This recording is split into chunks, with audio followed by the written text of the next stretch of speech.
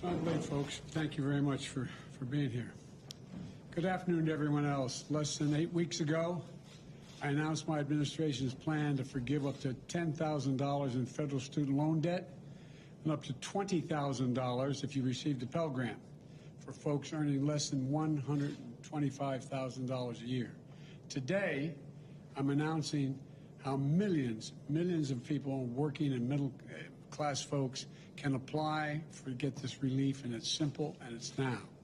It's easy, it's fast. At the end of my remarks, I'm going to officially launch this new application site at studentaid.gov. Studentaid.gov. You'll be able to fill out your name, Social Security number, date of birth, and contact information. No forms to upload, no special login to remember. It's available in English and in Spanish on desktop and mobile. It takes less than 5 minutes, and if you have any questions, you follow up. We will be able to follow up with you. This is a game changer for millions of Americans. We get moving. And it took an incredible amount of effort to get this website done in such a short time. I want to thank the Secretary of Education, there he is, Secretary of Education Cardona, who's here with me today. He and his team led a talented group of data scientists and engineers across the federal government and built it and tested and launched this new application in just weeks. And the Secretary insisted that it had to be tested over the weekend. It landed and handled more than 8 million applications without a glitch or any difficulty. We had over 10,000 people contact the White House that either send us letters or calls thanking us.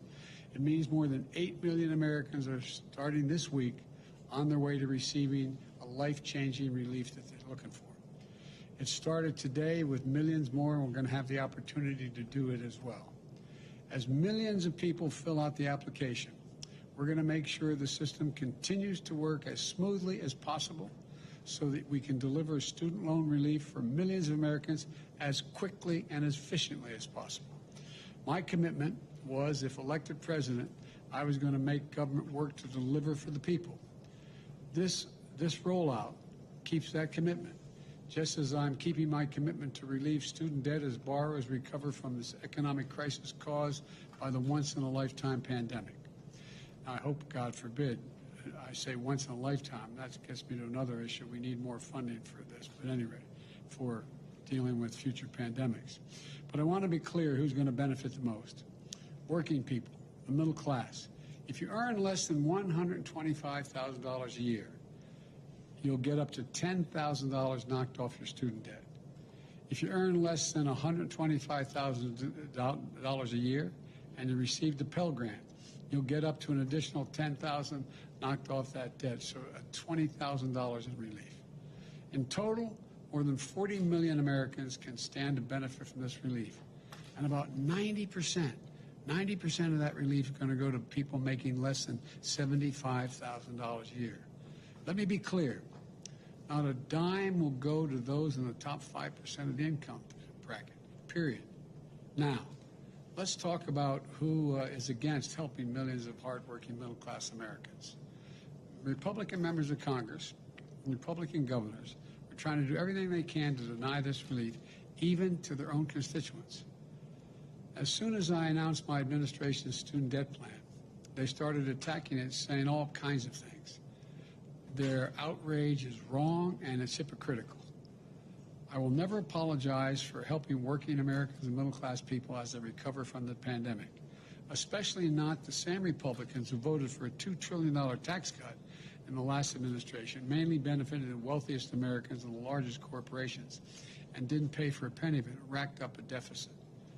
I don't want to hear from Republican officials again who had hundreds of thousands of dollars, even millions of dollars in pandemic relief loans, the PPP loans, but who now attack the working middle-class Americans who are getting relief. And these are members of Congress who received those loans. They didn't do anything wrong, but they qualified. They qualified for up to, in one case, $2 million. And despite what the Republican officials say, we can afford, we're able to afford the student loan relief. It's because of our historic deficit reduction the Republicans voted against. On my watch, the deficit fell by $350 billion last year. and we're on track to reduce it by $1 trillion this fiscal year. We're also set to reduce another $300 billion over the next 10 years because of the Medicaid being able to negotiate drug prices. But that's not all. In relieving student debt, we're also resuming student loan program that we paused during the pandemic. Come January, folks have to start to repay their student loans if they qualify, if they don't qualify for this relief. That means billions of dollars a year will start coming into the U.S. Treasury.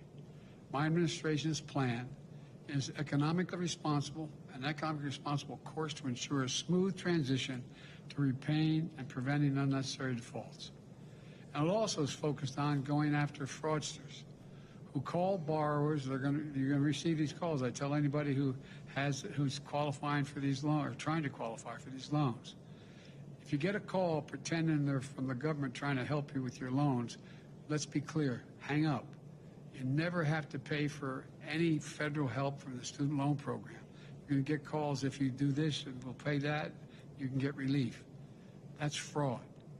If you get any questionable calls, please tell us by going to reportfraud, DOTFTC.gov. My message to fraudsters looking to cheat the American people is don't do it. We're going to hold you accountable. Let me close with this. Today marks a big step, among others, that my administration is taking to make education a ticket to the middle class that folks can actually afford. But don't take my word for it. As I said, we received nearly 10,000 letters from across the country. A woman in Colorado wrote, she grew up, she said, in the school lunch and food stamp programs, started working at age 13, and on her way to college to a good job until she was injured in an accident and couldn't find full-time work. She said her student loan debt was weighing her down, but now she can, quote, breathe again. A mom in California wrote how she received a Pell Grant to become a nurse. She just had her 4th child, and the stress of the pandemic pulls the weight of the student loans on her even more heavily, making everyday life really hard. But now she says that weight is lifted, making life easier for her. And something we don't talk about very much, a lot of seniors still carry a burden of student debt, whether for themselves or for their children and grandchildren. A retiree in Oregon wrote how she never missed a payment and says this relief, quote, means the world to her. That's what today's announcement is about. So let's get started. The new student loan application is now open.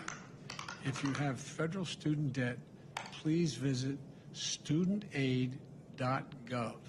It's easy, simple, and fast. And it's a new day for millions of Americans all across our nation. May God bless you all, and may God protect our troops. Thank you.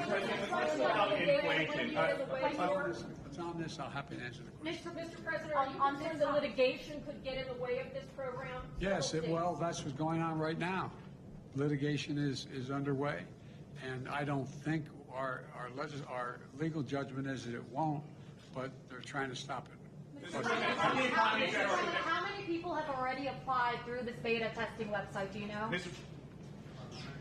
Over 8 million people. And will people who have privately held loans, will they at some point become eligible for this forgiveness because they no longer are?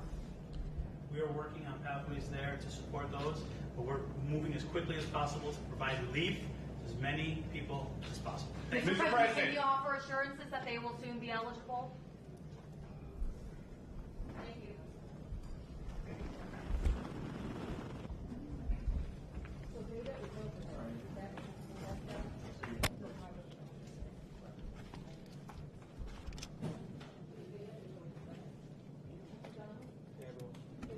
Thank you very much. We're going to gather here.